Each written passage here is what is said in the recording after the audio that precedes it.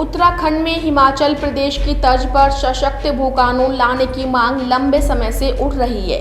भू माफियाओं के चुंगल में फंसे पहाड़ी राज्य की इस पीड़ा को सरकार भी जानती है, लेकिन अब तक इस दिशा में कोई प्रभावी कदम नहीं उठाया गया, जिसको लेकर हल्द्वानी के बुद्ध पार्क में विभिन्न सामाजिक और राजनीतिक संगठनों से जुड़े युवाओं ने बेच दिया, उत्तराखंड को बेच दिया और उत्तराखंड मांगे भू कानून जैसे नारों के बीच एक बार फिर आवाज बुलंद की। उत्तराखंड को बेच दिया भाई, बेच दिया उत्तराखंड को बेच दिया। उत्तराखंड मांगे भू कानून। युवाओं ने कहा कि भूमाफिया, नौकरशाह और राजनेताओं के गठजोड़ ने पहाड़ को वीरान बनाने में कोई कसर नहीं छोड़ी है। प्रदेश के पहाड़ी जिलों से लगातार पलायन हो रहा है और भूमाफिया उन जमीनों को खुर्द-बुर्द करने में जुटे हुए हैं, लेकिन खोखले होते पहाड़ों के प्रति सरकार पूरी तरह से असंवेदनशील रुख अपनाए हुए है, जिसका खामियाजा उत्तराखंड के लोगों को भुगतना पड़ रहा है। बताते चले कि आज उत्तराखंड में जमीन की हालत क्या है, इसका अंदाजा इससे लगाया जा सकता है कि राज्य में हर साल औसतन 5000 हेक्टेयर कृषि भूमि खत्म हुई है। अब तक लगभग 8 लाख हेक्टेयर भूमि में से तकरीबन 1 लाख हेक्टेयर भूमि खत्म हो चुकी है। हर साल औसतन 3000 हेक्टेयर खेती की भूमि बंजर हो रही है। यह तो सरकारी आंकड़ा है, असलियत तो इससे अधिक भी हो सकती है।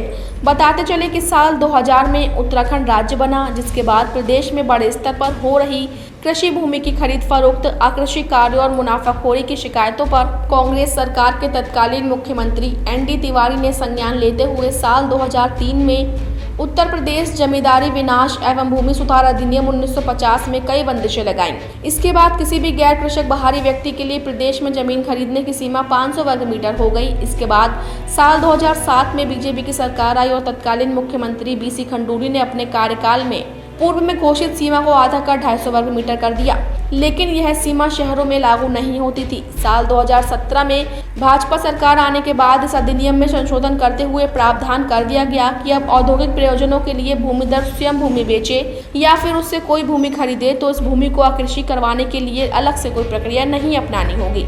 औद्योगिक प्रयोजन के लिए खरीदे जाते ही उसका भू उपयोग अपने आप बदल जाएगा और वह कृषि या गैर कृषि हो जाएगी। इसी के साथ गैर कृषि व्यक्ति द्वारा खरीदी गई जमीन की सीमा को भी समाप्त कर दिया गया। अब कोई भी कहीं भी जमीन खरीद सकता है। ऐसे में उत्तराखंड में ऐसे भू कानून की जरूरत है जो राज्य की आवश्यकता, विकास, लोगों की आकांक्षाएं और उनके साथ साथ उत्तराखंडी परिवेश और संस्कृति को बचाने की मुहिम को कानूनी रूप देकर संरक्षित कर सके।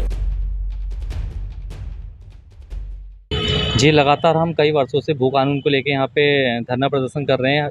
यहाँ पे जो भी क्षेत्रीय हमारे जितने भी पहाड़ों से लोग हैं वो यहाँ पे इस आंदोलन में आ रहे हैं। उनकी बस यही है कि मांग है कि उत्तराखंड में भी हिमाचल की तर्ज में सशक्त भू कानून लगे। लेकिन अभी बीच में चुनाव का समय था, तो उसमें चुनाव के समय में फिर लोगों ने क्या है कि यार मुख्यमंत्री जी आए हैं, अभी दोबारा उन्होंने कमेटी बनाई है, लेकिन वो कमेटी अभी तक उसने क्या नियम आए उसमें क्या उनने आगे फॉरवर्ड किया वो हमें भी नहीं पता। मतलब पहले तो ये चाहते हैं कि कमेटी जो जल्द से जल्द अपनी रिपोर्ट सौंपे और उसको सार्वजनिक करे कि आपने क्या कर रखा है। और दूसरा, अपनी मांगों को लेके इससे पहले भी कहीं गए हैं? पूरे आज जैसे कि आज देहरादून में भी हमारा क्या कहते हैं आंदोलन चल रहा है, हल्द्वानी में भी चल रहा है, और ये मांग को लेके हम मुख्यमंत्री जी से लेकर तमाम जितने मंत्री हैं सभी लोगों को ज्ञापन भी दे चुके हैं और सभी लोगों ने कहा था कि ये जल्द से लागू करेंगे, लेकिन अभी तक हमें केवल आश्वासन मिला है इसमें। देखिए, भू कानून की जो आवाज़ यहाँ पर लगातार पूरे प्रदेश के वासियों द्वारा उठाई जा रही है, उसमें केंद्र सरकार पूरी तरीके से बहरी हो चुकी है, राज्य की सरकार पूरी तरीके से बहरी हो चुकी है। और ये भू कानून के जो नियमों में परिवर्तन करा गया है वो केंद्र सरकार और राज्य सरकार की मिलीभगत द्वारा किया गया है, अपने उद्योगपति मित्रों को फ़ायदा पहुँचाने के लिए, अपने उद्योगपति मित्रों को उत्तराखंड में जो क्रीम लैंड्स हैं उनको वो दिलवाने के लिए यहाँ पर केंद्र सरकार और राज्य सरकार द्वारा ये भू कानून में परिवर्तन किया गया है। आप देखिए कि उत्तराखंड के जो मूल निवासी हैं उनको मूलभूत सुविधाएं नहीं मिल पा रही हैं।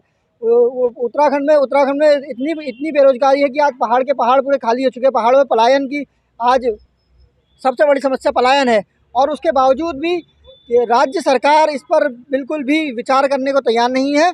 और आज हमारे पहाड़ का युवा दूसरे राज्यों में जाकर बहुत ही कम आय में नौकरी करने को मजबूर है।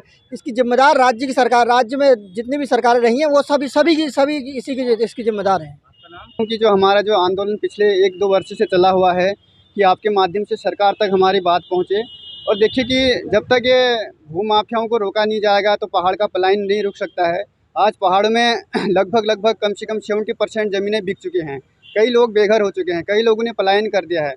तो जब तक हमारा ये प्रॉपर्टी जो लोग बाहर के लोगों को बेच रहे हैं, अगर ये प्रॉपर्टी पे हम रोक नहीं लगाएंगे तब तक ये क्या कहते हैं यहाँ पे पहाड़ों का पलायन रुकना बड़ा मुश्किल है।